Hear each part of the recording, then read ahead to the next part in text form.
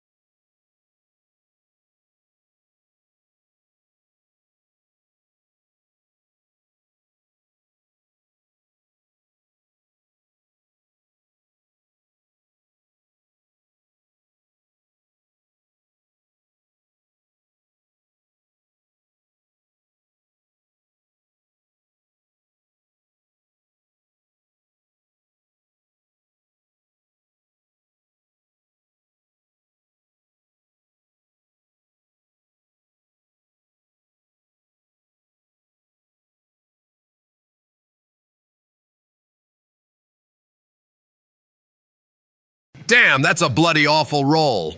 With a roll of 1, Tiberius, your attempt to scan the area is about as useful as a chocolate teapot. Your gaze sweeps over the landscape, but you see absolutely nothing of note. The rocks look like rocks, the sand looks like sand, and the distant city looks, well, like a distant city. The traders don't look to be hiding anything from you either. You don't notice any signs of an ambush, no telltale tracks, no glint of metal in the sun, nothing to suggest the boy's story is anything but truth or anything other than a complete lie. The kid remains at your feet, staring up at you with those wide, pleading eyes, probably thinking, what's taking this useless dwarf so long? You didn't learn anything from your scan. So do you help him? Or do you just carry on your journey and leave him there? What do you do next, Tiberius?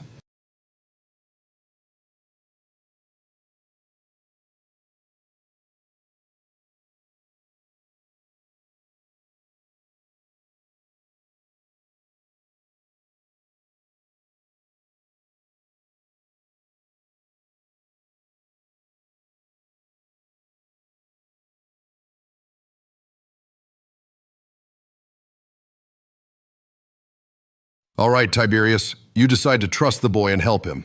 Let's see if this pans out better than your perception. All right, lad. You say, your voice firm. I'll help you find your parents. Take me to where it happened, but understand this. If you're leading me into a trap, you'll have me to answer to.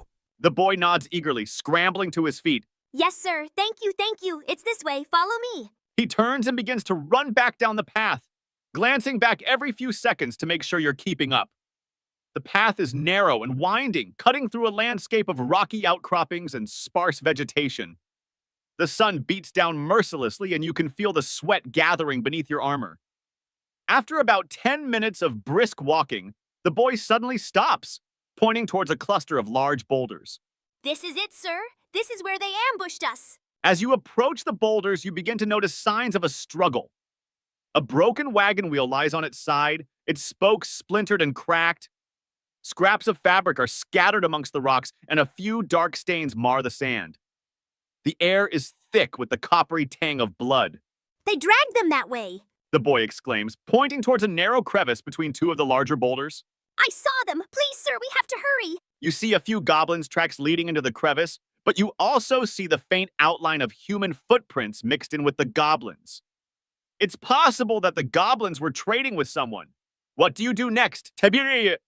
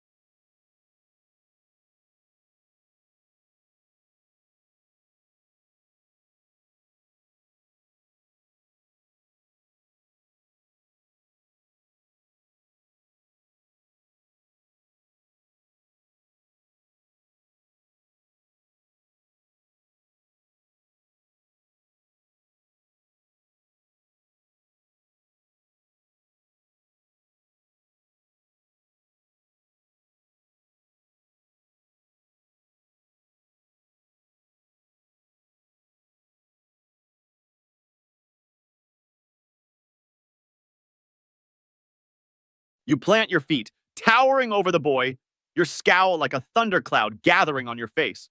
Hold up, lad. Enough is enough. Those are human footprints mixed in with the goblins' tracks. What's really going on here, boy? Spill it now before I lose my patience. Roll a charisma, intimidation. Check to see if you can scare the kid into telling you the truth. Your charisma modifier is +2. Also, you are proficient in intimidation, so you get to add your proficiency bonus to the roll. Since you are level 5, your proficiency bonus is +3. Your total bonus to the roll is +5.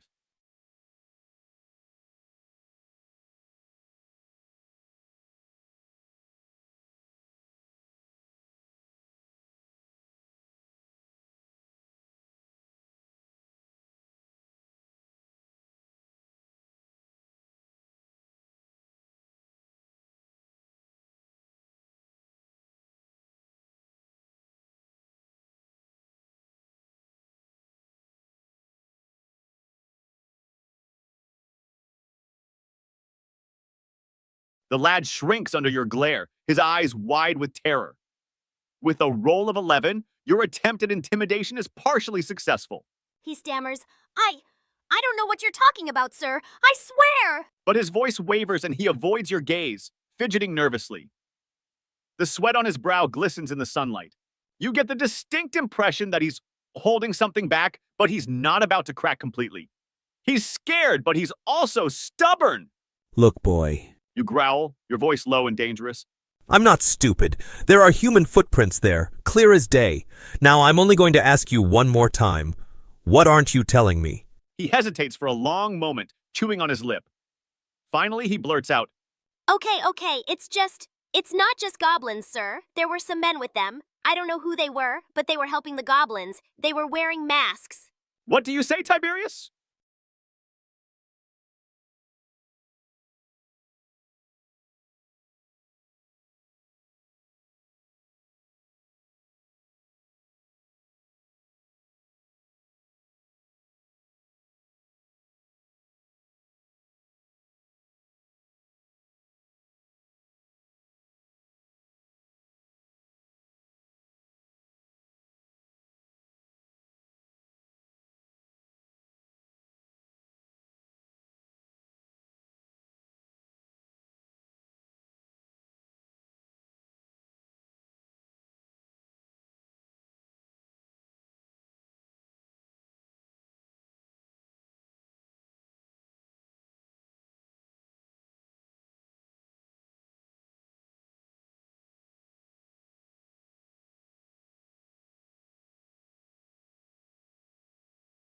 I already knew that from the footprints, boy. You say, your voice dripping with disdain. Why did you not tell me the truth? Who are these men? What do they want with your parents? You try to get the kid to crack under more pressure. Roll a charisma persuasion check to see if you can get the boy to tell you everything he knows. Your charisma modifier is +2. Also, you are proficient in persuasion, so you get to add your proficiency bonus to the roll. Since you are level 5, your proficiency bonus is +3. Your total bonus to the roll is +5.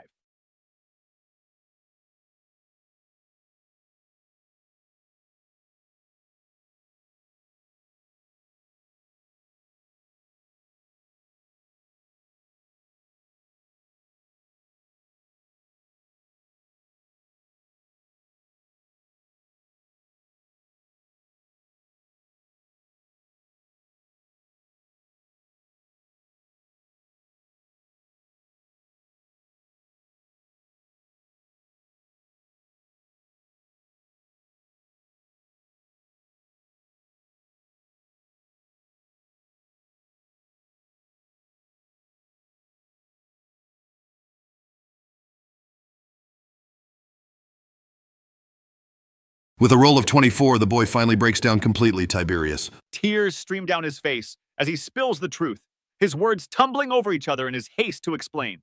I didn't want to say anything because I was scared, sir. Please don't hurt me. The men, they're from the Emberden Corsairs. They're pirates, sir, but they don't usually come this far inland. They must be scouting. My pa, he used to work for them years ago. He knows secrets, things they don't want anyone else to know. He left them and he thought they'd forgotten about him, but... The boy sobs again, unable to continue. After a moment, you say sternly, What secrets? What does your father know that the Corsairs want? The boy sniffles, wiping his nose on his sleeve. I don't know exactly, sir, but I heard him talking to my ma once. He said he knew where they hid their treasure, their biggest haul ever. He helped them bury it, but then he ran off with some of it for himself. He always feared they'd come looking for him eventually. So, it seems the goblins are working with pirates to find some buried treasure. What do you do next?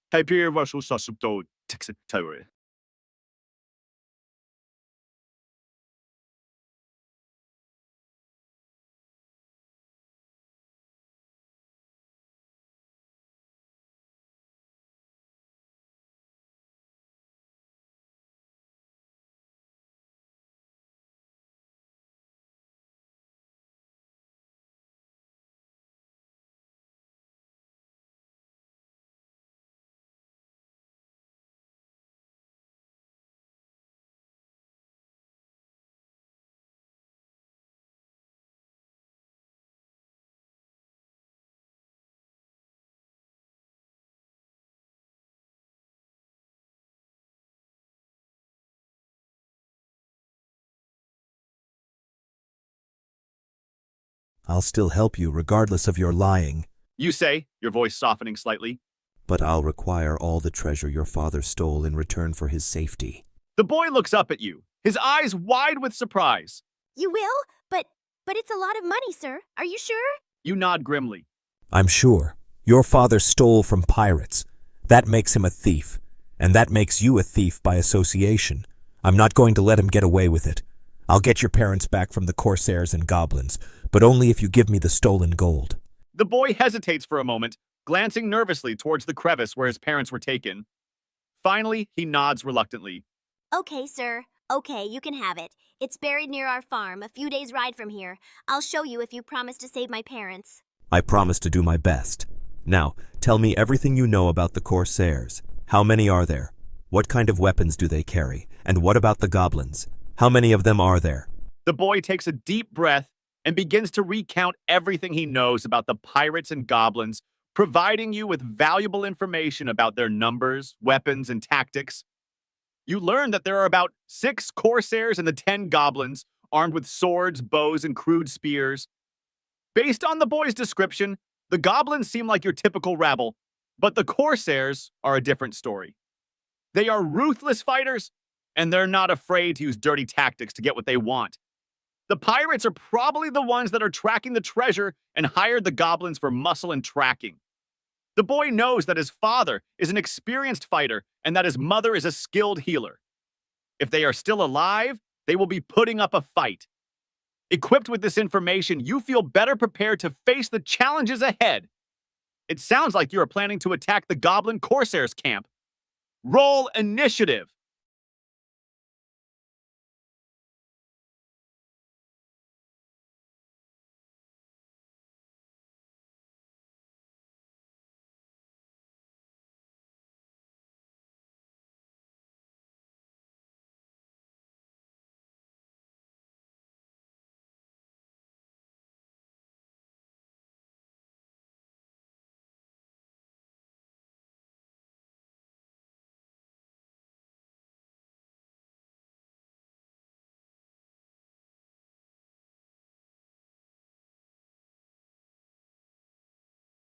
All right, Tiberius, you rolled a 15 for initiative. Add your dexterity modifier to that. Your dexterity modifier is 1, so your initiative is 14. Now I will roll for the others. Emberden Corsair Leader, 9 Emberden Corsair. 1, 16 Emberden Corsair. 2, 12 Goblin. 1, 5 Goblin. 2, 2 Goblin. 3, 13 Goblin. 4, 11 Halfling Boy. 15, here is the turn order. 1, Emberden Corsair. 1, 162, Tiberius Lightbringer. 143, Halfling Boy. 154, Emberden Corsair 2, 125, Goblin 4, 116, Emberden Corsair, Leader 97, Goblin 3, 138, Goblin 1, 59, Goblin 2, 2. Okay, Tiberius, you are up second. You can see the goblins and corsairs inside the crevice. It is about 20 feet wide and 30 feet deep, so there is room to maneuver, but not much. They are huddled around a small fire, and your parents are tied to a tree in the center of the crevice. It appears your parents are still alive. Here is what you know from the Halfling Boy. There are 6 corsairs and 10 goblins, but you only see 4 goblins. You also see the Emberden Corsair leader. That leaves 2 corsairs and 6 goblins unaccounted for. They could be hiding, or they could have gone somewhere else. The corsairs are armed with swords, bows, and crude spears. The goblins are armed with swords, bows, and crude spears. What do you do, Tiberius?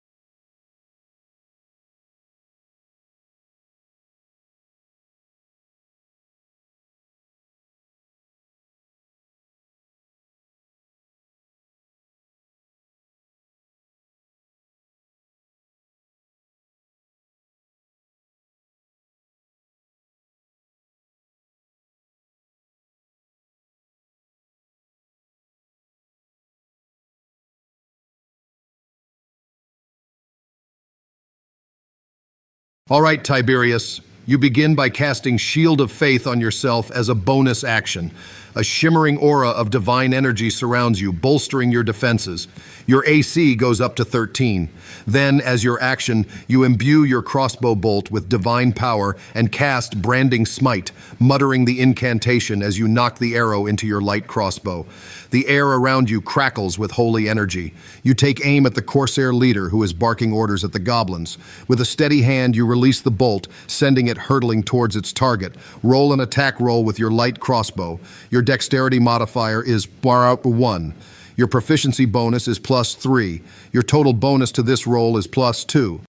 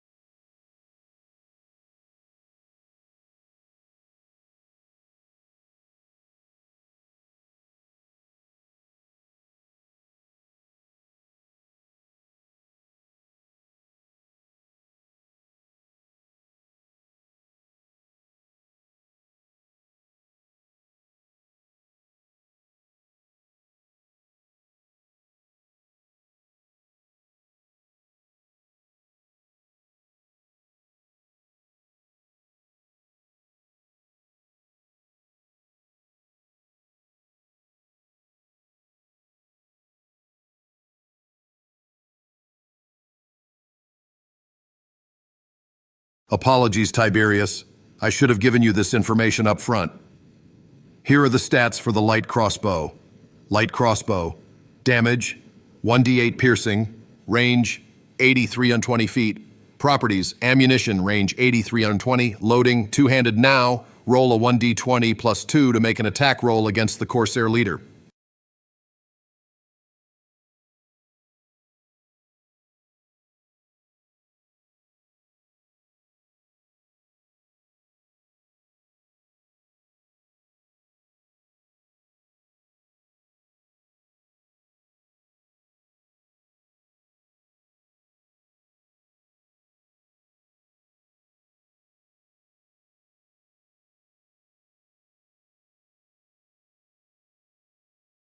With a roll of 8, your crossbow bolt flies wide of its mark, thudding harmlessly into the rock face beside the Corsair leader. He barks out a laugh, pointing in your direction.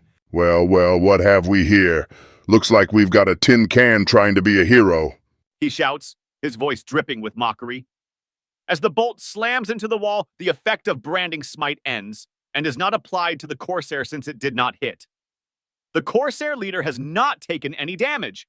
Your Shield of Faith is active, increasing your AC to 13. The battle has begun. Here is the turn order. 1. Emberden Corsair. 1. 16. 2. Tiberius Lightbringer. 14. 3. Halfling Boy. 15. 4. Emberden Corsair. 2. 12. 5. Goblin 4. 11. 6. Emberden's Corsair. Leader 9. 7. Goblin 3. 13. 8. Goblin 1. 9. Goblin 2. 2. It is now Emberden Corsair 1's turn. Corsair 1 draws his scimitar and charges toward you, closing the distance quickly. I will roll for his attack.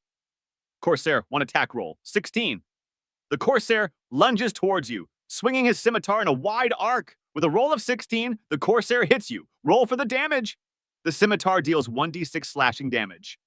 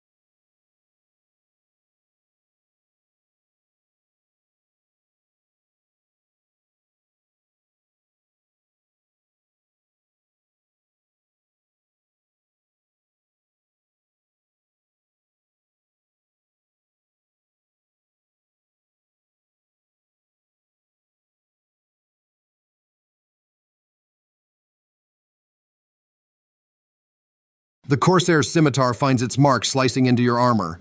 With a roll of 2, you take 2 slashing damage. Your hit points go down to 39. The halfling boy looks up at you with wide eyes, clearly frightened by the sudden violence. Here's the turn order. 1. Emberden Corsair. 1. 16. 2. Tiberius Lightbringer. 14. 3. Halfling Boy. 15. 4. Emberden Corsair. 2. 12. 5. Goblin. 4. 11. 6. Emberden Corsair. Leader. 9.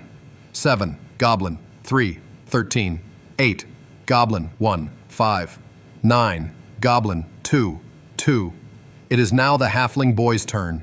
He cowers behind a large boulder, whimpering in fear. He will do nothing this turn. Next is Emberden Corsair 2's turn. Corsair 2 draws his scimitar and charges toward you, closing the distance quickly. I will roll for his attack. Corsair 2 attack roll. 12. The Corsair lunges towards you, swinging his scimitar in a wide arc. With a roll of 12, the Corsair does not hit you. Here is the turn order. 1. Emberden Corsair. 1. 16. 2. Tiberius Lightbringer. 14. 3. Halfling Boy. 15. 4. Emberden Corsair. 2. 12. 5. Goblin. 4. 11. 6. Emberden Corsair. Leader. 9. 7. Goblin 3. 13. 8. Goblin 1. 5. 9. Goblin 2. 2. Next up is Goblin 4. He fires an arrow at you with his short bow. Goblin 4 attack roll 7. With a roll of 7, the goblin does not hit you. Next up is the Emberden Corsair leader. He draws his scimitar and charges toward you, closing the distance quickly. I will roll for his attack. Emberden Corsair leader attack roll 19. With a roll of 19, the Emberden Corsair leader hits you. Roll for the damage. The scimitar deals 1d6 slashing damage.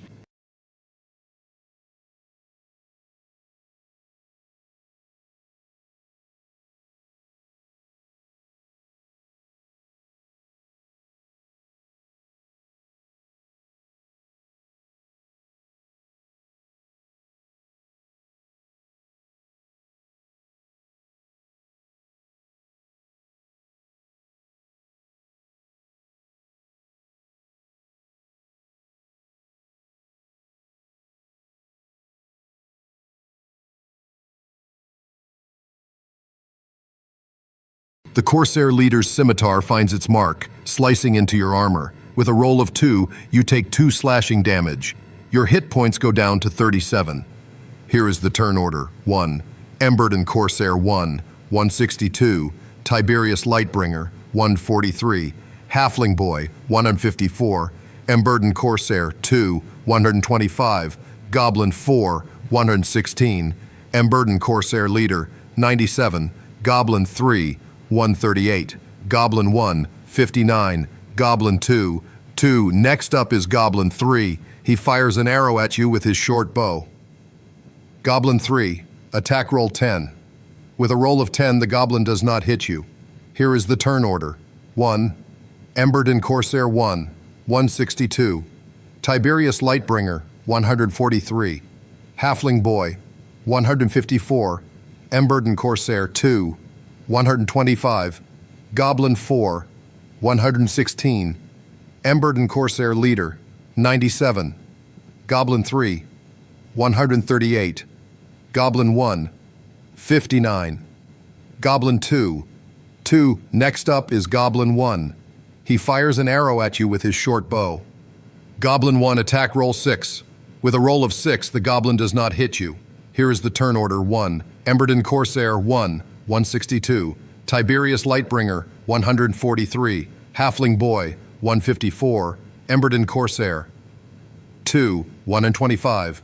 Goblin, 4, 116. Emberden Corsair, Leader 97. Goblin 3, 138. Goblin 1, 59. Goblin 2, 2. Next up is Goblin 2. He fires an arrow at you with his short bow. Goblin 2, attack roll, 15. With a roll of 15, the goblin hits you. Roll for the damage. The short bow deals 1d6 piercing damage.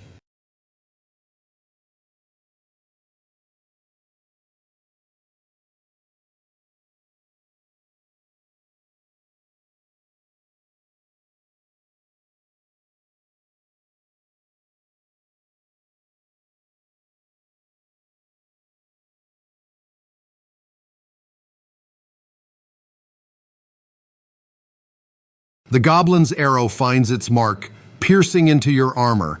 With a roll of 6, you take 6 piercing damage. Your hit points go down to 31. You are now surrounded by 3 corsairs and 4 goblins. Here is the turn order. Emberden Corsair, 1, 162. Tiberius Lightbringer, 143. Halfling Boy, 154. Emberden Corsair, 2, 125. Goblin, 4, 116.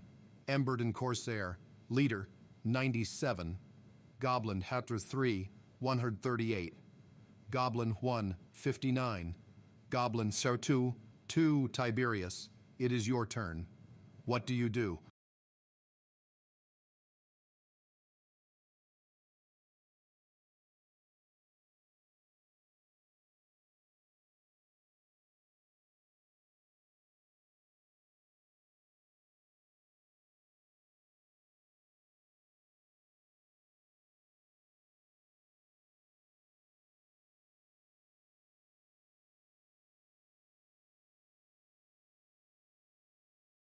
All right, Tiberius.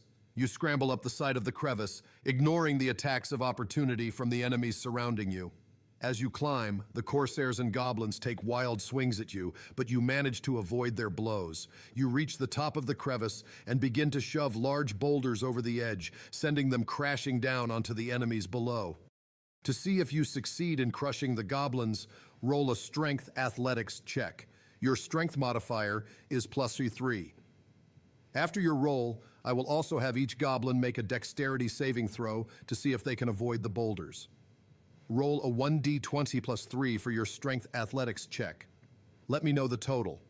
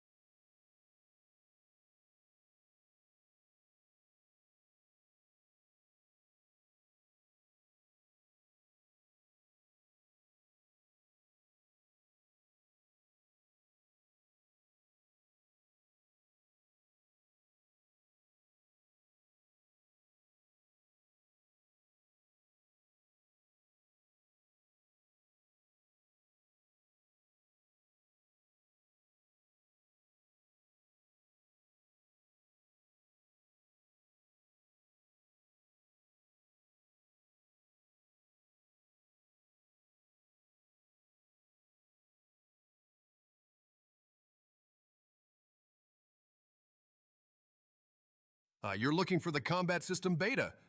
It's a neat feature on AI Realm that can track HP, turn order, and even show your dice rolls right on the screen. If you want to use it, you can enable it in the settings menu, the little cogwheel icon in the chat interface. Just click on that, and you should find an option to turn on the combat system. Once it's on, your rolls will automatically appear in a more visual format. For now, though, since you haven't enabled it yet, please go ahead and roll a 1d20 +3 for your strength athletics check. Let me know the total.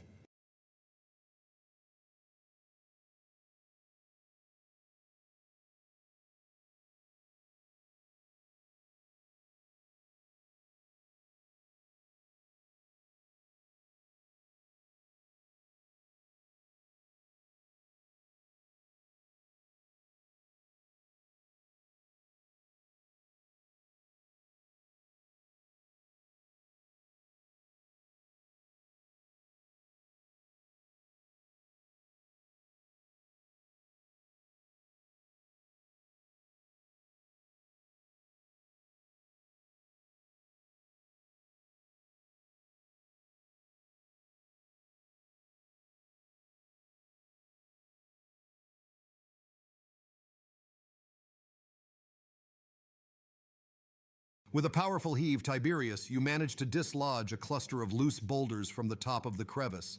They rumble, then begin to tumble down, picking up speed as they crash towards the unsuspecting goblins below. Now let's see which of those little blighters are quick enough to get out of the way. Each goblin needs to make a dexterity saving throw. Goblin 1. Dexterity save 13. He ducks and rolls just in time, narrowly avoiding a crushing rock. Goblin 2. Dexterity ph 6. Too slow, you useless piece of vermin. Goblin 3. Dexterity save 18. He springs to the side with surprising agility, a boulder scraping his ear. Goblin 4. Dexterity save 2. You absolute donut. A massive boulder slams down directly onto Goblin 2 and Goblin 4, crushing them instantly with a sickening crunch. A spray of green blood and gore splatters across the crevice floor. 2 less pests to worry about. The remaining 2 goblins, along with the Corsairs, stare up at you with a mixture of shock and rage. The Corsair leader screams, You'll pay for that, you overgrown dwarf! Get him! You've certainly made an impact, but you're now on top of the crevice, potentially exposed, and the remaining enemies are furious. Here is the updated turn order. 1. Emberden Corsair, 1, 16. 2. Tiberius Lightbringer, 14. Your turn ended with the boulder push. 3. Halfling Boy, 15. 4. Emberden Corsair, 2, 12. 5. Goblin, 4. Deceased. 6. Emberden Corsair, Leader, 9. 7. Goblin 3, 13. 8. Goblin 1, 5. 9. Goblin 2, Deceased. It is now Emberden Corsair 1's turn again. He lets out a frustrated yell and readies his scimitar, but he's still at the bottom of the crevice. He looks around, then spots a rough path leading up the side, though it's not where you climbed. He starts scrambling up, shouting, You won't escape, dwarf! Next is the Halfling Boy. He's still cowering behind a boulder at the bottom, wide-eyed from the spectacle. He doesn't move. Next is Emberden Corsair 2. He's still at the bottom of the crevice, looking up at you with a snarl. He takes out a hand crossbow and aims at you. Emberden Corsair 2. Attack roll 17. With a roll of 17, the Corsair's bolt flies true. It strikes you. Roll for damage, 1d6 piercing damage.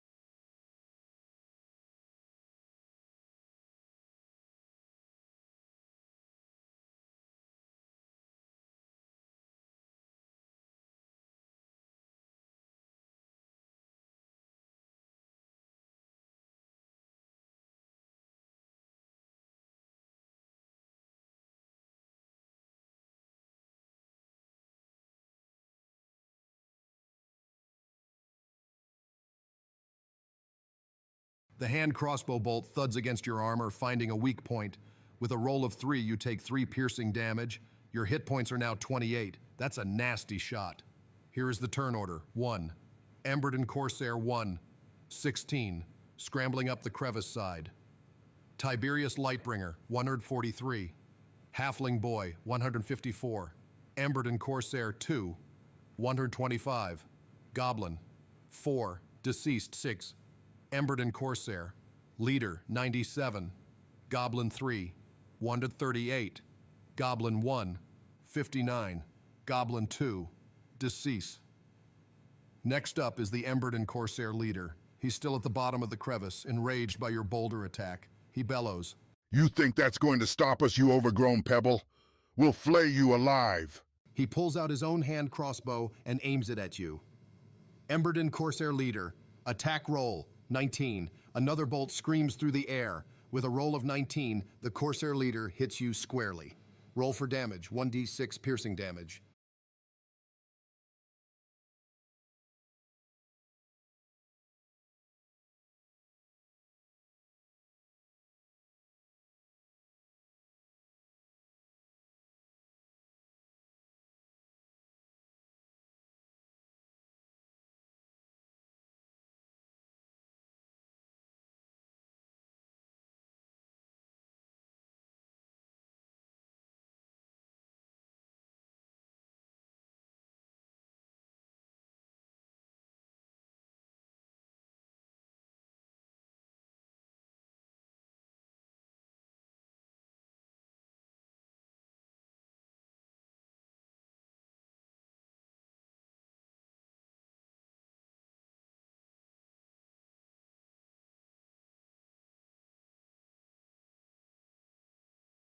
The Corsair leader's bolt slams into your chest, the impact jarring you. With a roll of 3, you take 3 piercing damage. Your hit points drop to a worrying 25. Here is the turn order. 1. Emberden Corsair, 1, 16. Scrambling up the crevice side almost halfway up. Tiberius Lightbringer, 143. Halfling Boy, 154.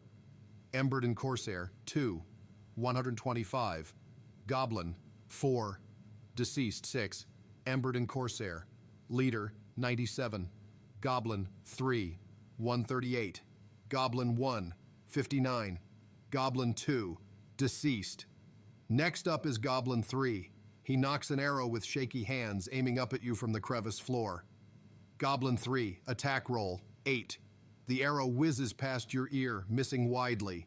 This goblin seems a bit more terrified than the others after witnessing his comrades get pancaked. Next up is Goblin 1.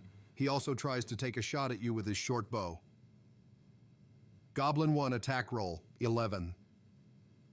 Another arrow sails past, clattering against the rocks behind you. It seems these 2 remaining goblins are struggling to hit a target from below. Here is the turn order. 1. Emberden Corsair 1, 162. Tiberius Lightbringer, 143. Halfling Boy, 154.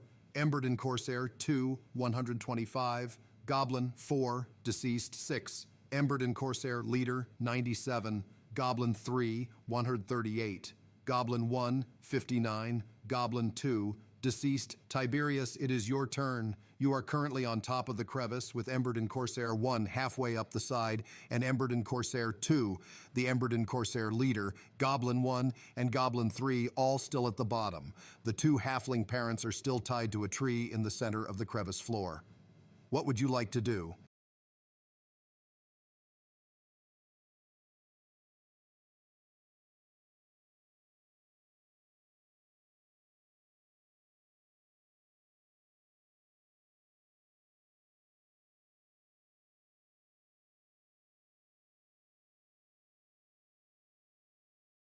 Hold on a minute, you donut. You're trying to cast Shield of Faith on the party? That spell only works on one creature, not the whole bloody lot. And you've already got Shield of Faith active on yourself, giving you an AC of 13, remember? You can't stack it, you bloody idiot. Now, let's get your head straight. You can either maintain your current Shield of Faith on yourself, or you can drop it and cast it on someone else.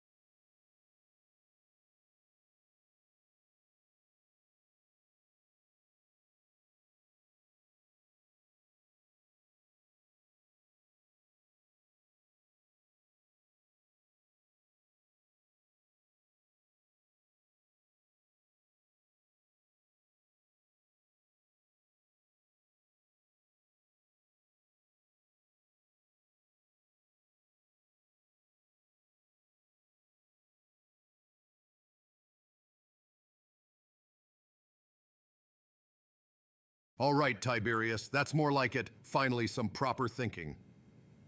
You let out a roar, a battle cry that echoes through the narrow crevice. You don't hesitate, launching yourself from the top of the crevice, a gleaming armored missile aimed directly at the Emberden Corsair leader below. To see if you land squarely on the bastard and avoid taking any fall damage yourself, roll a 1d20 plus 3 for a strength and athletics check. This isn't just a jump, it's a controlled dive onto a moving target. Let me know the total.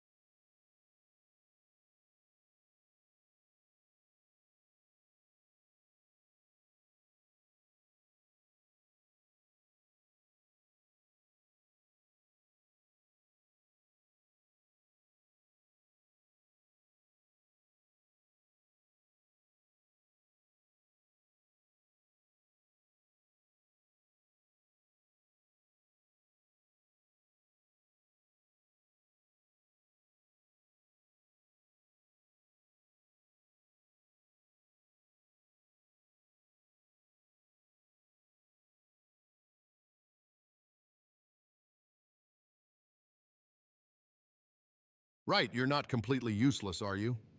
With a grunt of effort and a surprising amount of grace for a fully armored dwarf, you execute a controlled dive, then your strength and want athletics.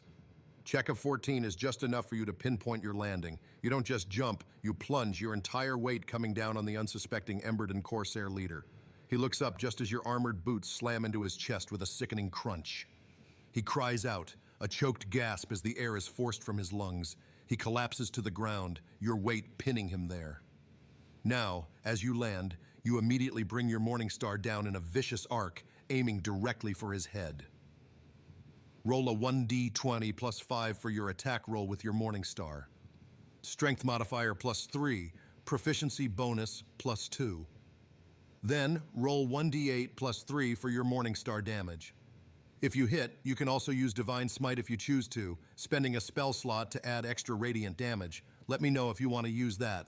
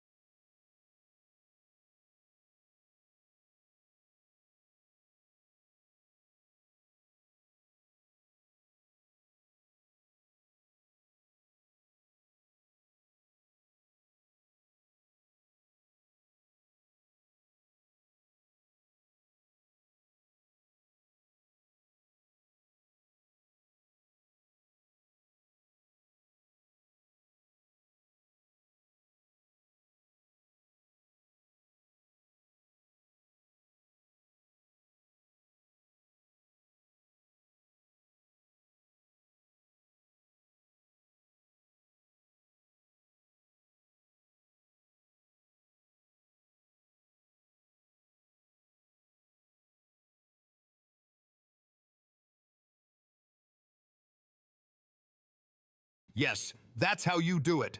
Your Morningstar, imbued with righteous fury, smashes down with a critical hit directly onto the Corsair leader's face.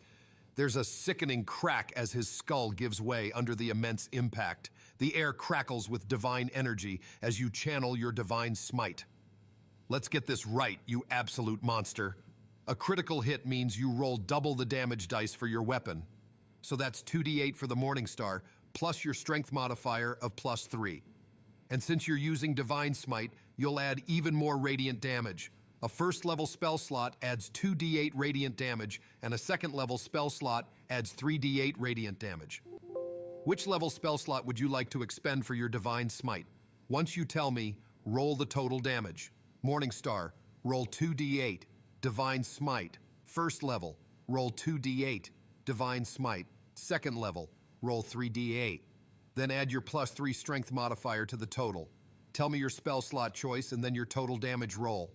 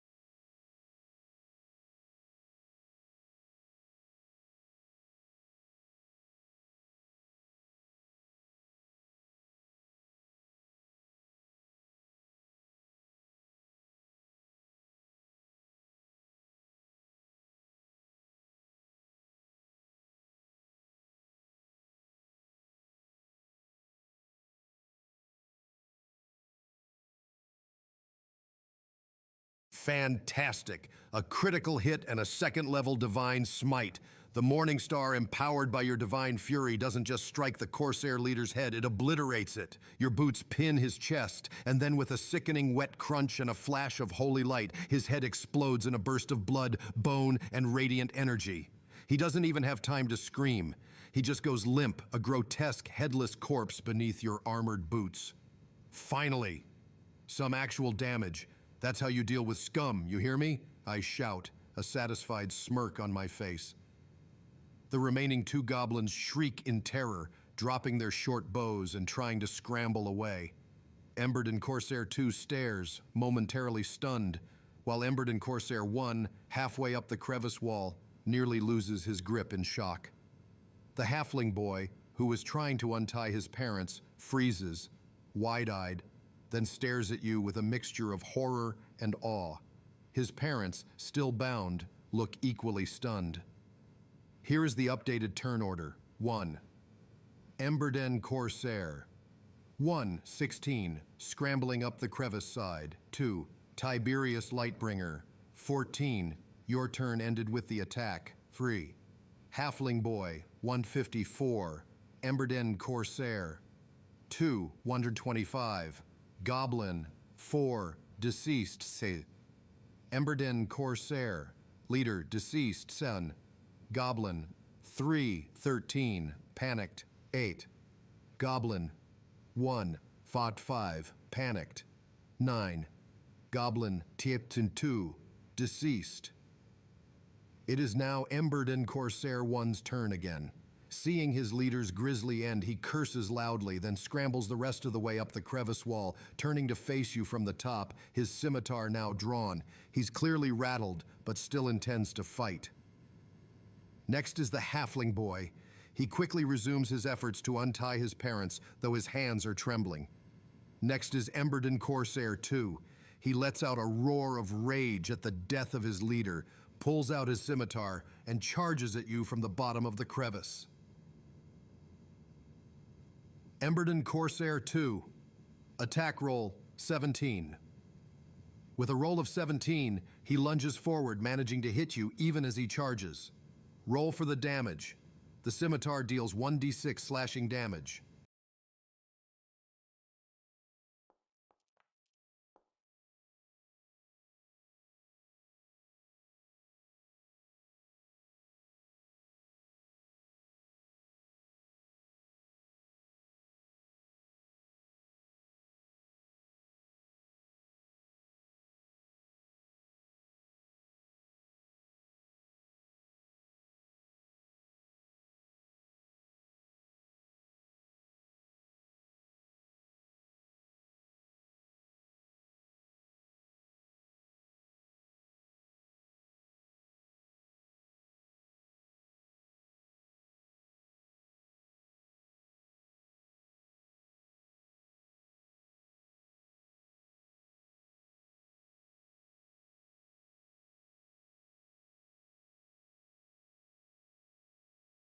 Six, you're still taking hits even after a performance like that. You take 6 slashing damage from Emberden Corsair 2's desperate lunge. Your HP is now down to 19. Here is the updated turn order. 1. Emberden Corsair. 1. 16. Now on top of the crevice, scimitar drawn, facing you. 2. Tiberius Lightbringer. 14. 3. Halfling Boy. 15. Feverishly working on his parents' bonds. 4. Emberden Corsair. 2. 12. Just attacked you, still at the bottom of the crevice. 5. Goblin. 4. Deceased. 6. Emberden Corsair Leader. Deceased. 7. Goblin. 3. 13. 8. Goblin 1. 5. 9. Goblin 2. Deceased. Now it's Goblin 3's turn. He takes one look at the headless corpse of the Corsair Leader and the enraged Corsair 2, then back at you, a giant, furious dwarf covered in what used to be a man's brains. He drops his short sword and with a terrified squeal turns tail and dashes away, scrambling up the least steep side of the crevice, desperate to escape. Then it's Goblin 1's turn. He seems to follow his comrade's lead, his eyes wide with fear. He too drops his weapon and scampers off, trying to flee the scene as fast as his little goblin legs can carry him. It's clear these two have had enough. Here is the updated turn order. 1. Emberden Corsair, 1. 16. 2. Tiberius Lightbringer, 14. 3. Halfling Boy, 15. 4. Emberden Corsair 2, 12. 5. Goblin, 4. Deceased. 6. Emberden Corsair, Leader, deceased. 7. Goblin 3, fleeing. 8. Goblin 1, fleeing. 9. Goblin 2, deceased. Tiberius, it's your turn. You are at the bottom of the crevice, standing over the remains of the Corsair leader, with Emberden Corsair 2 just having struck you. Emberden Corsair 1 is now at the top of the crevice, scimitar drawn, looking down at you. The halfling boy is still trying to untie his parents near the center of the crevice floor. What would you like to do next?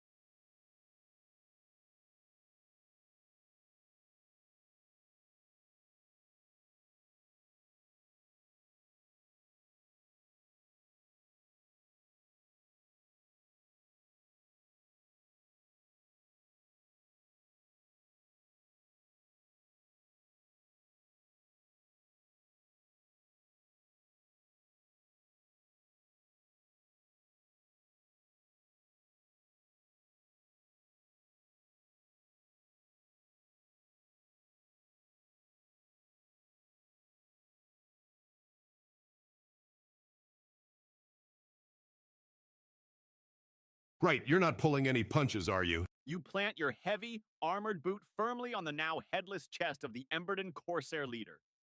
It's a grisly, brutal display. You then bellow, your voice a thunderous growl that echoes off the crevice walls.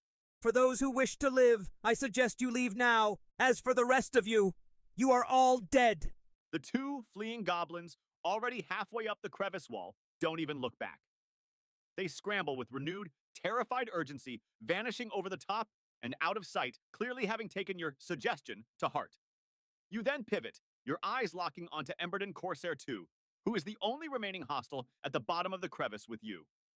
You grip your Morning Star in both hands, an expression of grim determination on your face, and surge forward, bringing the heavy, spiked head of your weapon around in a powerful, two-handed arc aimed right for his guts.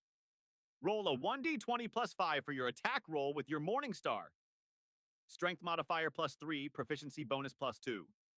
Then roll 1d8 plus 3 for your Morning Star damage. If you hit, tell me if you want to use Divine Smite again and at what spell slot level. Once that's resolved, you'll then take a defensive stance with your shield and cast Cure Wounds on yourself. That will be your bonus action for healing.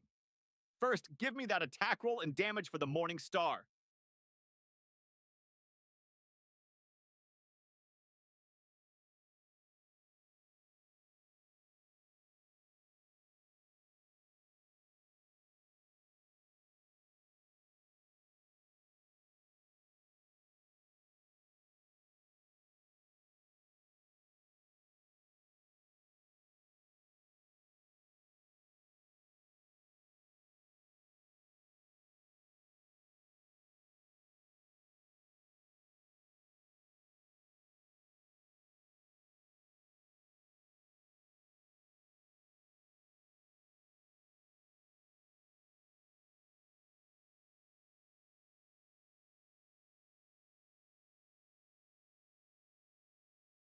Yes, that's what I'm talking about. Your Morning Star slams into Emberden Corsair 2's stomach with a sickening thwack, punching through his leather armor. He doubles over, a pained gasp escaping his lips. You've already rolled 6 for your Morning Star damage, plus your +3 strength modifier, making it 9 points of piercing, bludgeoning damage before the smite. Now you want to use Divine Smite again? Excellent. Which level spell slot would you like to expend for this Divine Smite? A first level spell slot adds 2d8 radiant damage, and a second level spell slot adds 3d8 radiant damage. Once you tell me the spell slot level, roll the additional damage dice for the Divine Smite. Don't add your strength modifier again for the smite damage. After that, you'll cast Cure Wounds on yourself as a bonus action. For Cure Wounds, you roll 1d8 plus your Charisma modifier plus the spell slot level. Since you are level 5, you have 3rd level spell slots. Which level slot are you using to cast Cure Wounds? Give me your Divine Smite spell slot level and roll. Then your Cure Wounds spell slot level and roll. Let's get this done.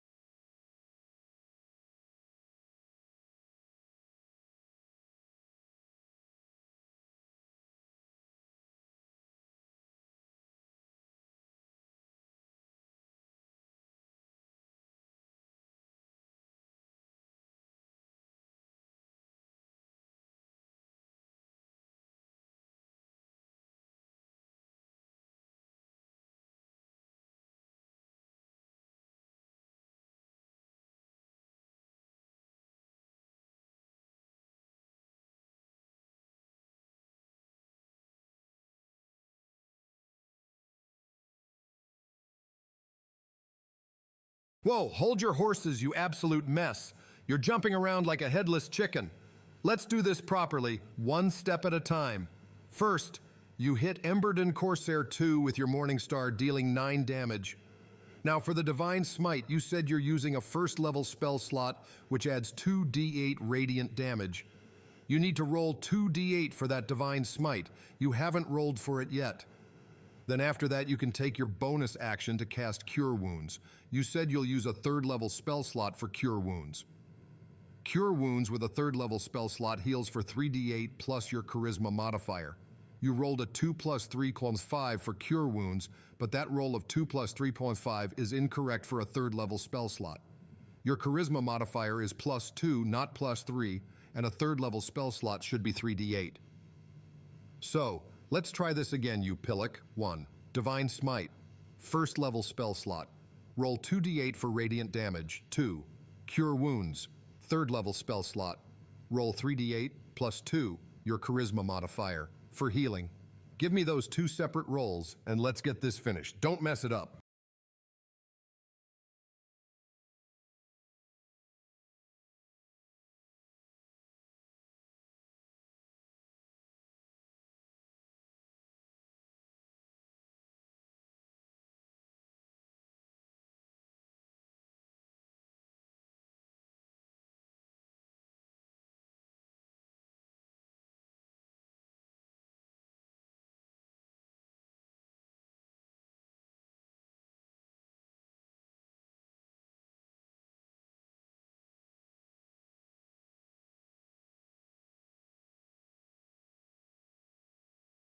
Right.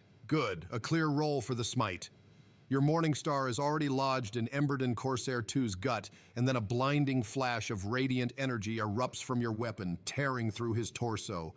With your divine smite roll of 10, that's 2d8, combined with the 9 damage from your Morning Star, 6 plus 3 Estra, that's a grand total of 19 damage. Emberden Corsair 2 lets out a strangled, gurgling scream as the holy light incinerates his insides.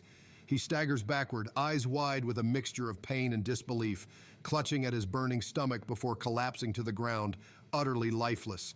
Another one bites the dust. There. That's how you deal with a problem. Now heal up, you're looking a bit ragged, I snap. Now for your bonus action. You raise your shield, a quick prayer to Tyre on your lips, and a warm golden light washes over you as you cast Cure Wounds using a 3rd level spell slot. You need to roll 3d8 plus 2 for your Cure Wounds healing. What's the total for your healing?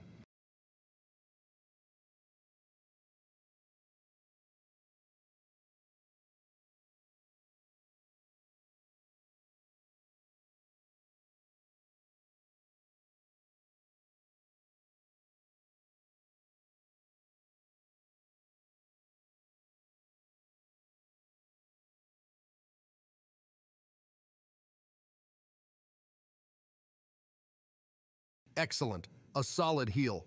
A warm golden light washes over you, soothing your wounds. With a roll of 9 for the dice and your +2 charisma modifier, you heal for 11 hit points. Your HP is now back up to a much healthier 30. There, much better. Don't look so like a fresh recruit now, do you, I remark, a hint of grudging approval in my voice. The crevice is now eerily quiet. Emberden Corsair 1 is still at the top, frozen in place, staring down at the carnage. He was the only one left standing, apart from the fleeing goblins. Seeing both his leader and his comrade brutally dispatched by your hand, he quickly decides this fight isn't worth his life. With a final, terrified glance, he turns and sprints away, vanishing over the edge of the crevice like the others. The fight is over. Here is the final turn order, with all hostile threats neutralized or fled. 1. Emberden Corsair 1, fled 2. Tiberius Lightbringer 14, your turn has ended. Halfling Boy 154, Emberden Corsair 2, deceased 5. Goblin 4, deceased 6. Emberden Corsair Leader, deceased 7. Goblin 3, fleeing 8. Goblin 1, fleeing 9. Goblin 2, deceased. The halfling boy, his hands shaking, has finally managed to untie his parents. His father, a burly, weathered man with a grim set to his jaw, slowly rubs his wrists, his eyes fixed on you. His mother, a smaller, wiry woman, immediately pulls her son into a tight embrace, burying her face in his hair, tears silently streaming down her sand-streaked cheeks. Both of them look utterly shell-shocked by the brutal display. The air in the crevice is thick with the coppery scent of blood and the faint, acrid smell of burnt flesh where the Corsair leader's head once was. The bodies of the Corsairs lie broken and still. You stand amidst the grim aftermath, your armor still gleaming, your Morning Star now slick with blood and brain matter. What would you like to do, Tiberius?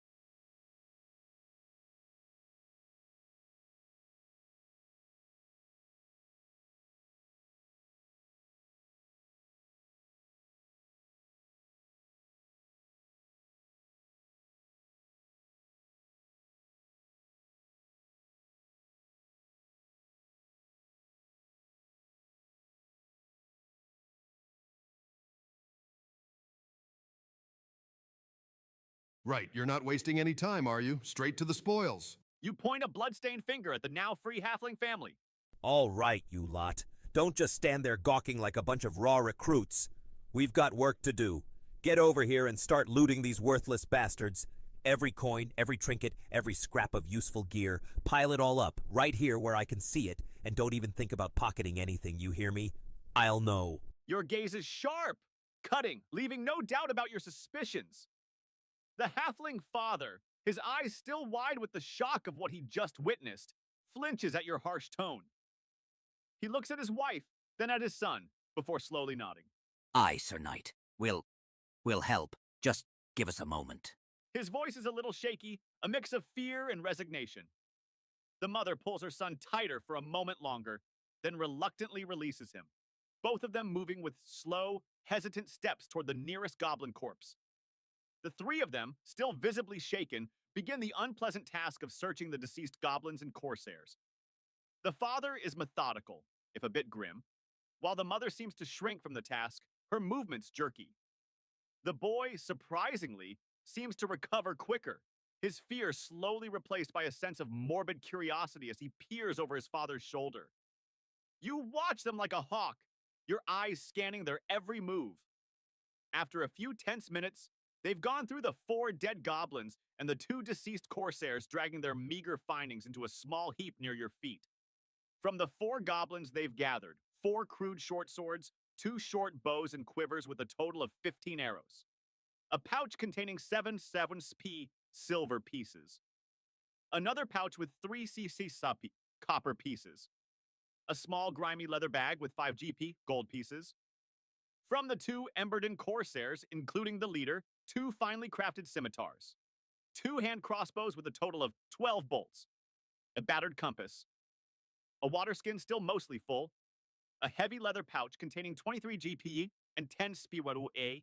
Small, tarnished silver ring with a faded skull emblem from the leader. The pile is laid out on the dusty ground. The halfling family stands back a respectful distance, their eyes darting between you and the collected items. What would you like to do, Tiberius?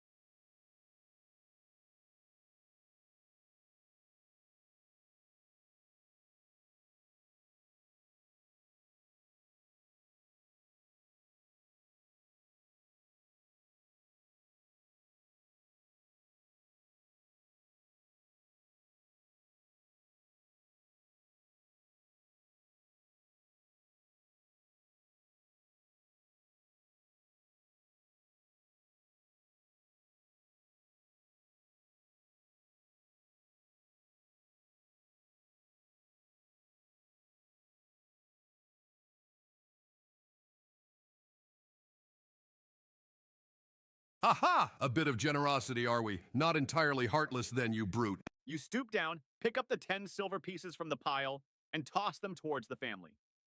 The coins land with a jingle in the dust near the father's feet.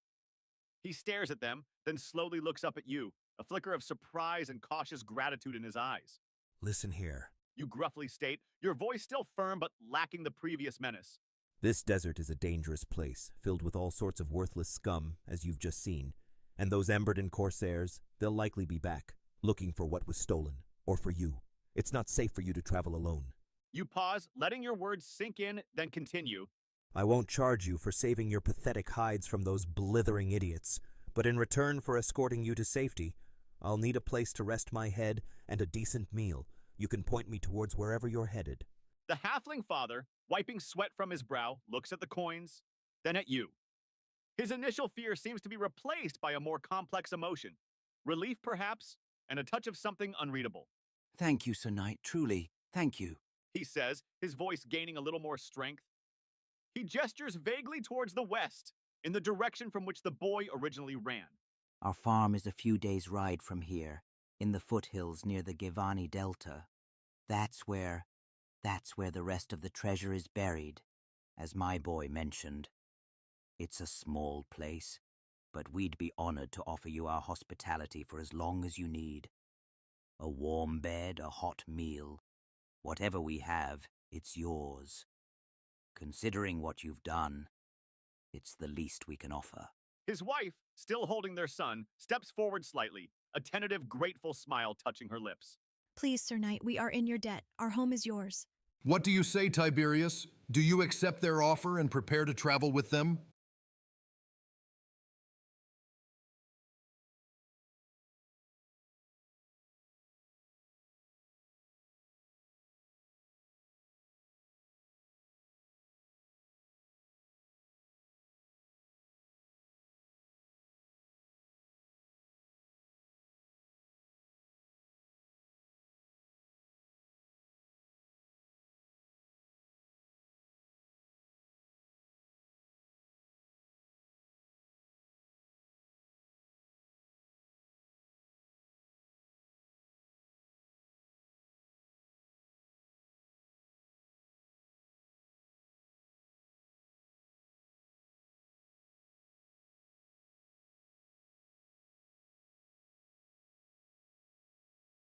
Finally, some bloody laughter.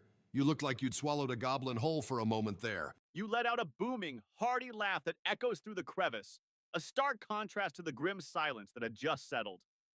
A wide, genuine smile cracks across your face, making your burly features light up. Of course, let's go. A warm bed and a hot meal? That's music to my ears. The halfling family stares, momentarily stunned by your sudden shift in demeanor.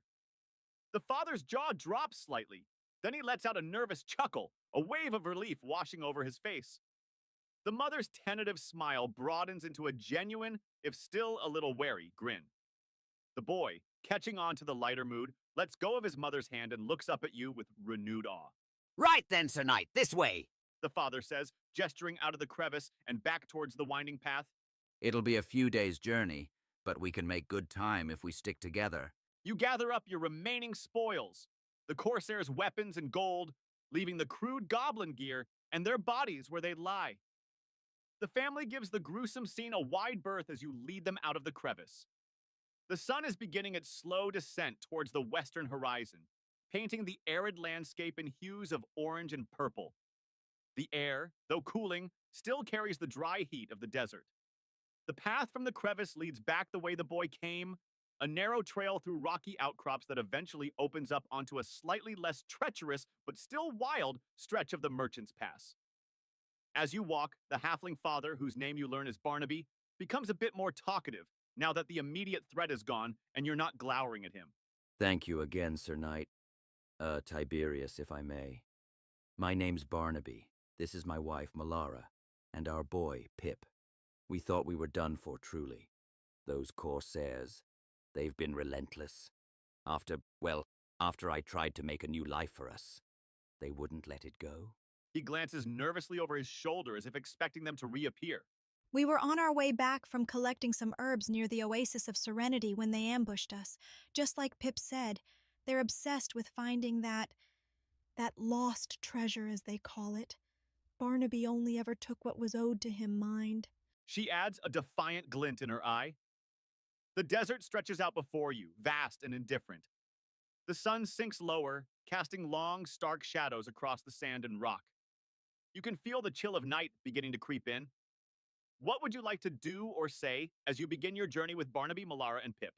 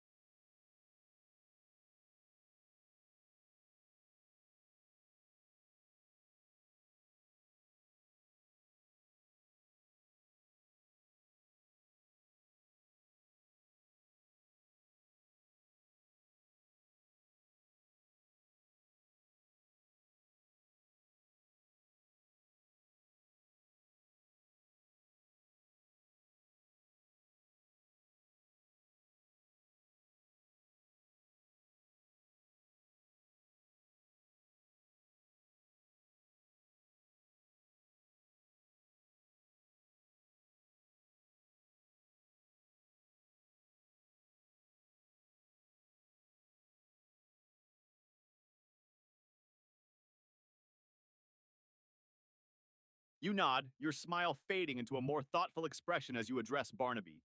It's a harsh lesson, Barnaby. I'm sorry you had to go through it, but you must be careful with goblins and pirates. They're treacherous, the lot of 'em. Sometimes it's best to just turn tail when things go wrong, especially with a wife and young boy depending on you. You gesture back towards the crevice. I'm glad I was able to help, but next time you might not be so lucky, sir. Your tone is firm, a lecture hidden within your concern. Barnaby looks down at his dusty boots, a grim set to his mouth. Aye, Sir Knight, you speak the truth. I thought I could handle them. Thought I could outsmart them, just like I did when I left the Corsairs. But I was foolish. Never again, I swear it. He glances at Malara and Pip, a look of deep regret in his eyes. Malara squeezes his arm reassuringly. Pip, however, pipes up. But you beat them up real good, Sir Knight. You crushed 2 goblins and made the others run away. He looks up at you with shining eyes, clearly more impressed than chastened. The last sliver of the sun dips below the horizon, plunging the desert into twilight. The air grows noticeably colder, and the vast expanse of the night sky begins to emerge, already glittering with countless stars. The path ahead is now barely visible, just a faint trace in the gathering gloom.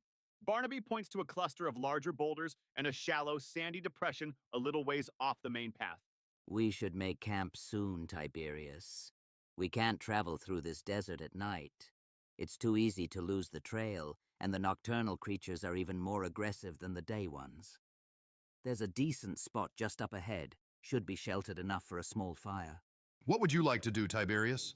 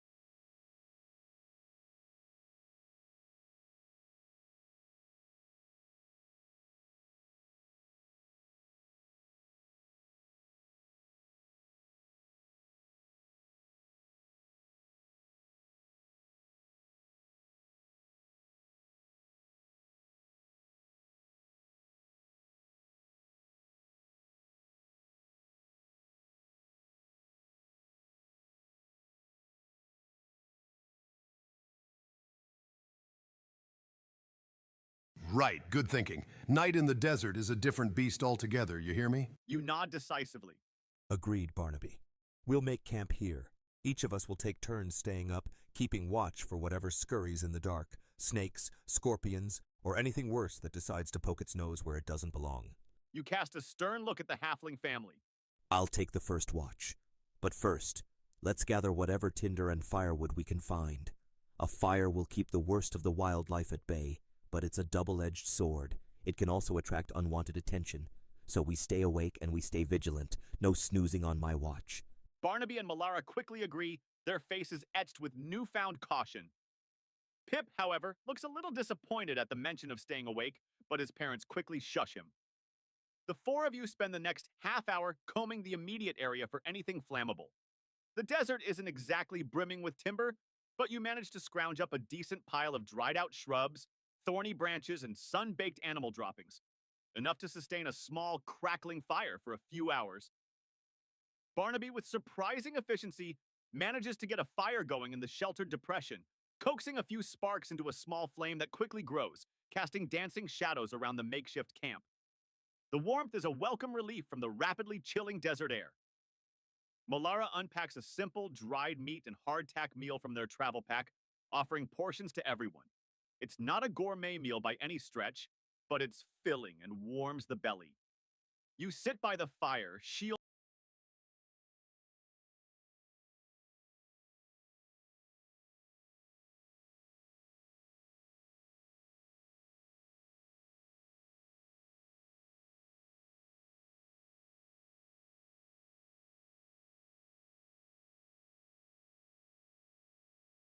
Right, a torch, eh? A bit of light can reveal a lot or make you a bigger target depending on who's out there. You're certainly not going to be caught napping. You stand up, take a sturdy piece of kindling from the fire, and ignite it, creating a sputtering torch that casts flickering light into the immediate darkness. As you prepare to patrol, you state your watch schedule to the sleeping family, loud enough for them to hear when they wake. All right, listen up, you lot. When you wake, we'll operate on 2-hour increments. One of us awake, the others sleep. Keep that fire stoked and your eyes peeled. With that, you begin to circle the perimeter of your small camp, the torch held high. The flame dances, illuminating patches of sand and rock while casting exaggerated shadows that seem to stretch and shrink with every step. You scan the inky blackness beyond the firelight, listening intently to the subtle sounds of the desert night. Roll a 1d20, 1 for your wisdom perception check. Let me know the total.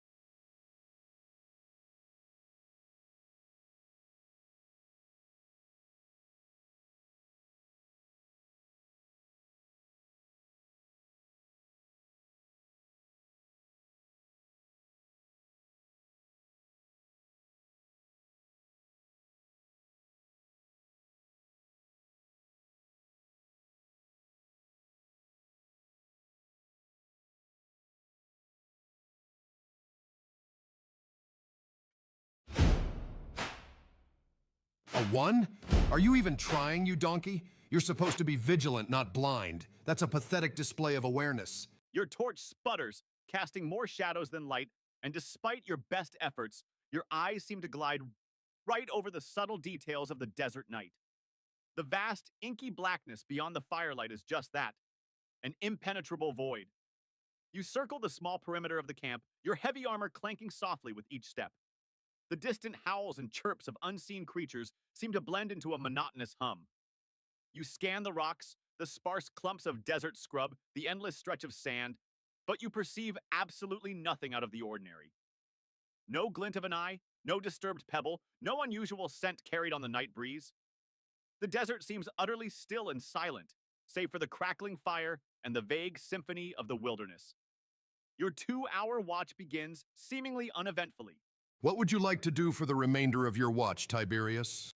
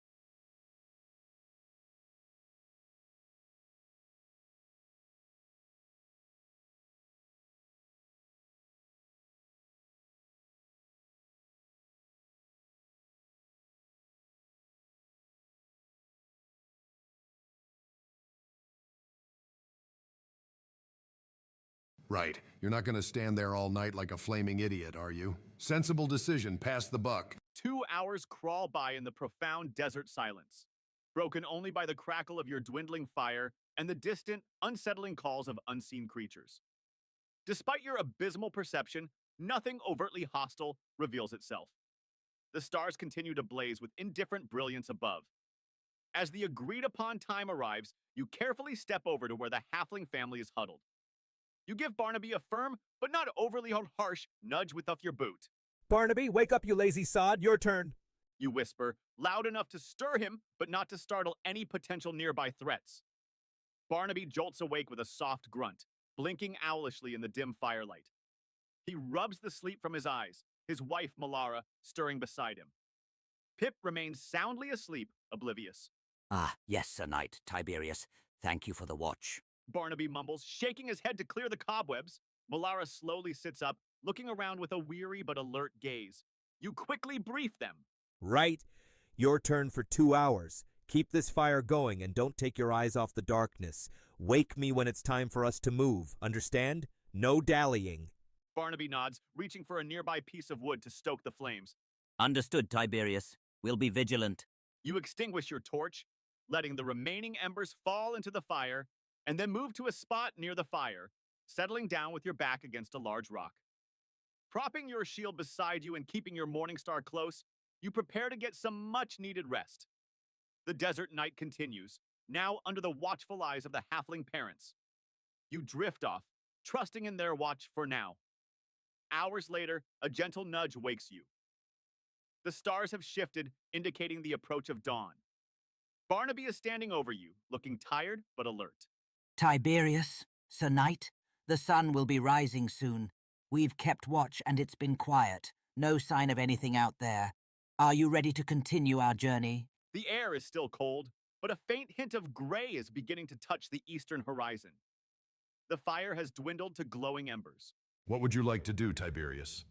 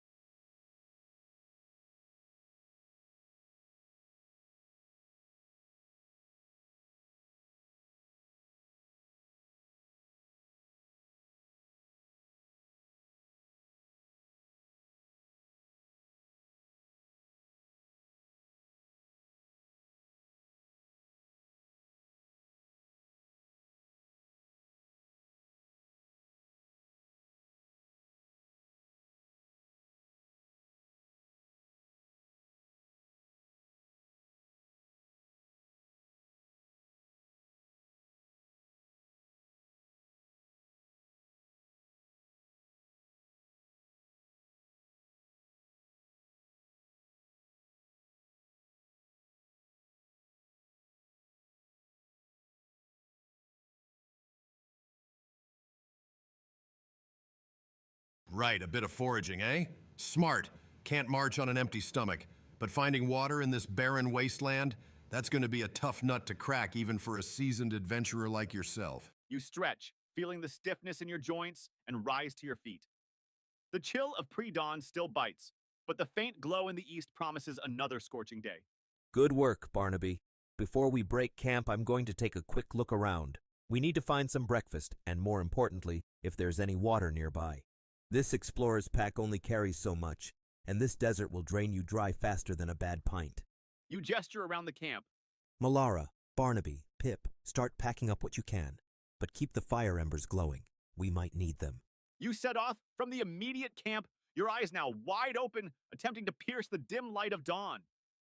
You scan the rocky outcrops, the sparse thorny bushes, and the sandy ground for any sign of movement, a scuttling lizard, a hopping desert hare, or any subtle indications of moisture, like a cluster of greener plants or faint trickles of dampness in the crevices.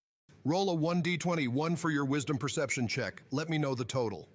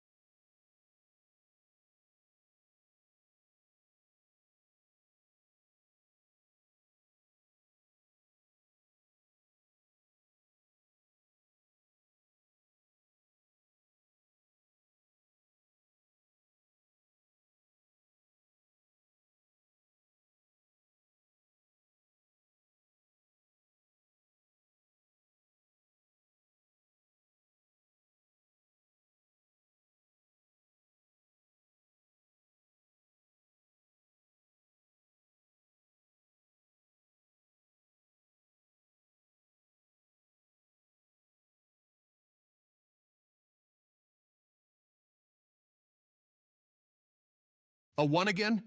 Are you blind or just utterly incompetent, you bloody buffoon? That's twice now you've managed to miss absolutely everything.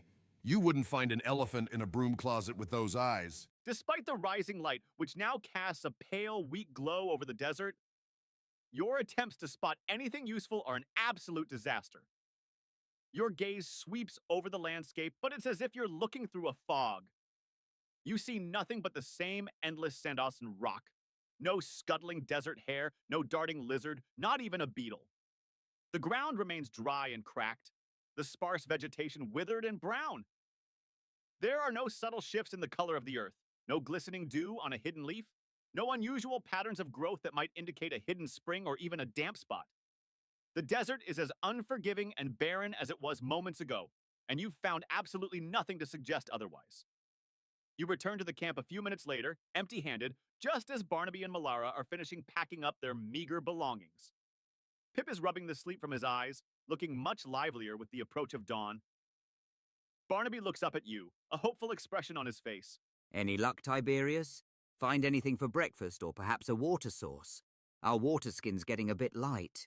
The faint hint of gray has turned into a soft orange in the east, painting the sky with the promise of another brutally hot day. The last embers of your fire fade as the sun's first rays touch the horizon.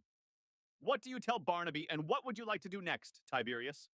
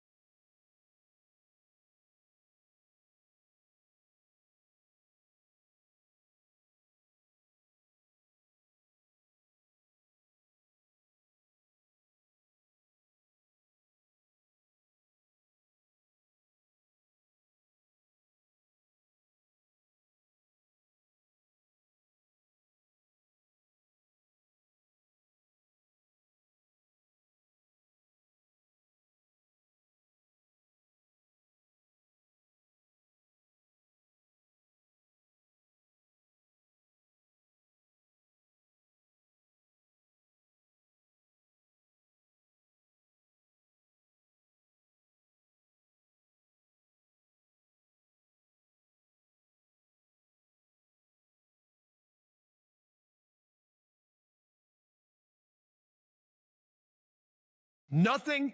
You're telling me you couldn't even spot a bloody pebble that looked slightly tastier than the others? What a waste of a search, you useless lump. You shake your head, a frustrated grunt. Escaping your lips. Unfortunately, Barnaby, I wasn't able to find anything, just more sun and rock. It's as barren as a goblin's wit out there. You eye their waterskin with a concerned glance. We should begin moving quickly before this sun gets to be a blistering inferno, especially with our lack of provisions. Keep your eyes peeled, all of you. We need to spot anything that looks like a goblin camp, a stray animal for food, or a source of water. But for now, we must travel on. Barnaby's face falls a little at your news, but he nods grimly. Right, Tiberius, you're right. No point wasting daylight. Let's get moving. Malara tightens her grip on Pip's hand. Even the boy seems to understand the seriousness of the situation, his earlier playfulness subdued. With the last embers of your fire, now just a faint wisp of smoke. You shoulder your shield and morning star. The eastern sky is now a vibrant orange, and the first direct rays of the sun begin to sear the air. The vast, empty expanse of the Merchant's Pass stretches before you, a seemingly endless ocean of sand, rock, and sparse, hardy vegetation. Barnaby takes the lead, following the faint, winding path that he says will eventually take them towards the foothills bordering the Givani Delta. You fall in behind them, your heavy plate armor already beginning to warm under the relentless sun. The next few hours are a grueling march. The sun climbs higher, beating down with an intensity that seems to suck the moisture right out of your skin. The air shimmers over the hot sand, creating distorted mirages in the distance. The halfling family, though accustomed to the desert, shows signs of fatigue, their pace slowing. Pip, despite his earlier energy, now trudges along silently, occasionally looking up at his parents with tired eyes. You, too, feel the drain. Your heavy armor, usually a source of comfort and protection, now feels like a furnace, trapping the heat against your body. The metallic taste of thirst is starting to manifest in your mouth. Around midday, after several hours of relentless walking, Barnaby holds up a hand, his voice dry. Tiberius, we should rest. Just for a little while. The heat, it's too much. There's a small cluster of rocks up ahead. Might offer a sliver of shade. He points to a jagged cluster of dark, heat-blasted stones barely visible a quarter-mile away. What would you like to do, Tiberius?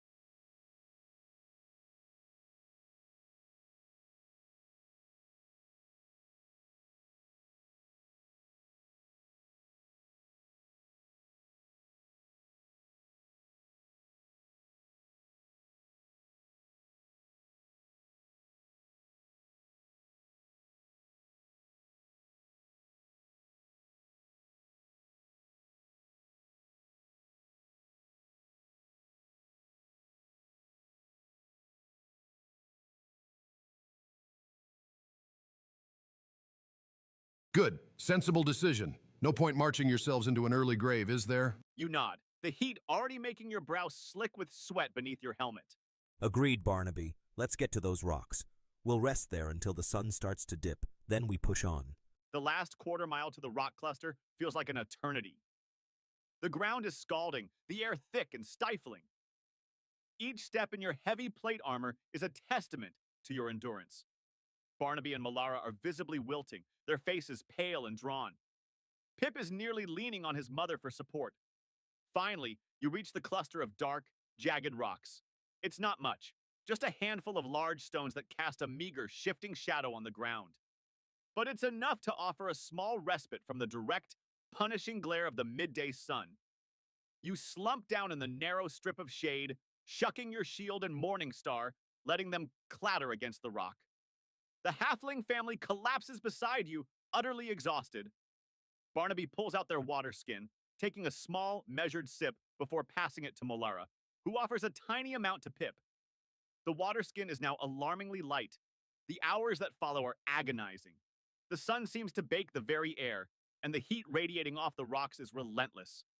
You spend the time conserving energy, taking small sips from your own water skin, which is also rapidly depleting. The silence is broken only by the occasional sigh of the wind or the distant, buzzing hum of unseen desert insects. Malara and Barnaby share quiet, concerned glances, their worry evident. Pip tries to sleep, but the heat seems to make it difficult. As the sun begins its slow, agonizing descent towards the western horizon, the direct intensity of the heat lessens, but the air remains warm and dry. Long, distorted shadows begin to stretch across the desert floor once more. Barnaby slowly pushes himself up, wincing as he stretches his cramped muscles. Tiberius, it's still hot, but it's bearable now. We should try to cover some more ground before nightfall. The thought of a proper meal and a bed at the farm, it's keeping us going. He looks at you, his eyes still weary, but holding a flicker of determination. What would you like to do, Tiberius?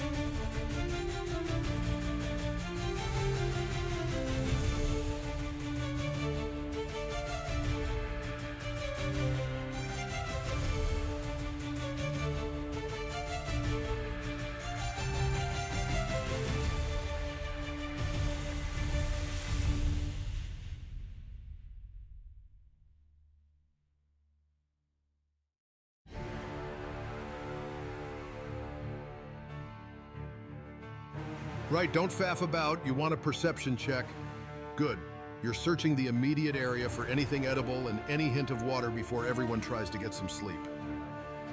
Roll a 1d20 and tell me the result. Remember, your wisdom modifier is 1, so the total will be 1d20 result. 1. Tell me the final total and I'll tell you what you find. What did you roll?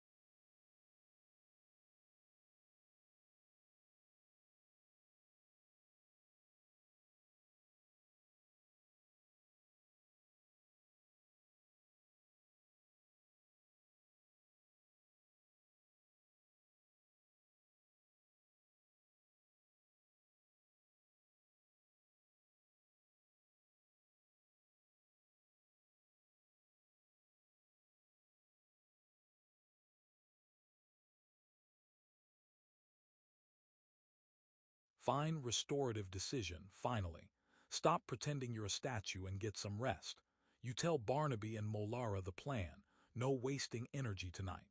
Staggered watches only if absolutely necessary. Everyone gets a few hours of sleep so you can push hard for the farm at first light. Pip curls against his mother. Barnaby nods and tries to settle. You take the first short watch, not because you want to, but because you actually did the sensible thing for once. You lean back against the warm rock, shield at your side, morning star within reach. The night air nips at your face, but it's merciful compared to the day's oven.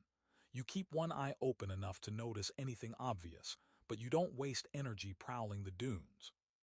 The shallow depression you found will do for collecting any morning condensation. The thorny scrub can be checked quickly at dawn if you want something small to eat. Time passes. Your watch is quiet, no rustling more aggressive than a desert beetle, no distant calls of goblins or boots on the sand. You rouse Barnaby after about 2 hours, then take your turn to sleep while he watches. He wakes you gently at prearranged time. The pale edge of dawn taints the eastern sky. The camp stirs. Waterskins are nearly empty but still clutched like holy relics. Pip is grumpy but awake. Molara rubs aching shoulders. Barnaby eyes the horizon and points toward a low line of scrub, and a faint trail he swears will cut down travel time to the farm. What would you like to do first as dawn breaks, and you prepare to push the last stretch toward the halfling farm? Scout ahead, take a quick look at the thorny scrub for small game, attempt to collect any condensation from the shallow depression, or set out immediately.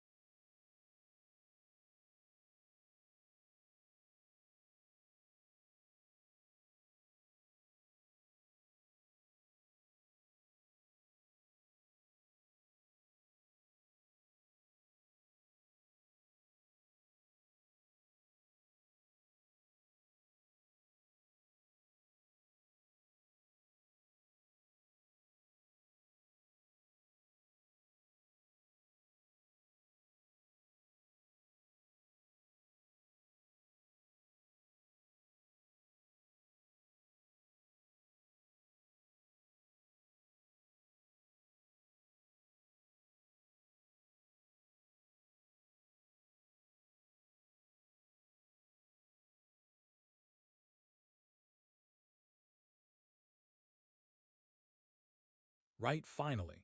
A bit of wisdom in that thick dwarven skull. Water first, then hustle. Don't waste a single drop. You quickly move to the shallow depression you spotted last night. Overnight, a small amount of condensation has indeed gathered. Not much, but enough to be precious. You carefully use a clean cloth from your explorer's pack to soak up the scant moisture, wringing it out into your nearly empty water skin. It only yields a few mouthfuls, but it's something. You share it equally among the 4 of you, just enough to wet parched throats and stave off the worst edge of dehydration. Right, listen up. You bark, your voice carrying authority in the crisp dawn air. We drink this and we move. No delays. Barnaby says he knows a shortcut, we take it. We push hard and we don't stop until we see that farm. Understood. The halflings nod grimly, the tiny bit of water having revived their spirits slightly. Pip even manages a determined look. Barnaby takes the lead, setting a brisk pace along a barely visible trail that cuts through the scrubland. This way, he says, his voice still hoarse but firm. It's rougher going, but it'll shave a few hours off our journey. True to his word, the path is more challenging, winding through narrow ravines and over rocky outcrops, but it feels like you're making progress. The sun begins its ascent, but the morning chill still lingers, making the travel bearable. After several hours of hard marching, just as the heat is beginning to become oppressive again, Barnaby crests a small rise and stops dead in his tracks. A wide, relieved smile breaks across his weathered face. There, he exclaims, pointing, "Look, home." In the distance, nestled in the foothills that mark the beginning of the Givani Delta region, lies a modest halfling farm. A simple stone house with a thatched roof stands beside a small barn. A few scraggly trees offer meager shade, and you can just make out the glint of what might be a small well or cistern. It's not a grand castle, but after days in the desert, it looks like paradise. What would you like to do now that your destination is in sight?